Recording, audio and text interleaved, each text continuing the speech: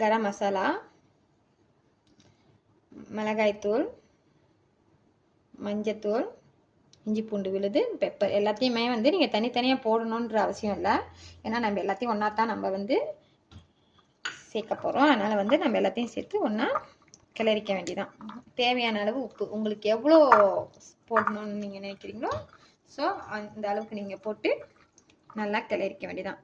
அதுக்கப்புறம் நான் வந்து சின்ன சின்னதாக வந்து கட் பண்ணி வச்சுருக்கேன் கருவேப்பிலை. ஏன்னா கருவேப்பிலை பெருசு நீட்டாக போட்டாலும் இதாக இருக்கும். அதனால் நான் சின்ன சின்னதாக கட் பண்ணி வச்சுருக்கேன். ஸோ இதையும் போட்டு இது பண்ணிவிட்டு இப்போ வந்து நம்ம இந்த தெப்பங்கோரைங்க இருக்குல்ல அது வந்து 2 டீஸ்பூன் நான் போட்டுக்கிறேன். உங்களுக்கு தேவைப்பட்டால் நீங்கள் கொஞ்சம் கூடயே போட்டுக்கலாம். போட்டு அதையும் இந்த மாதிரி மிக்ஸ் பண்ணிக்கிங்க.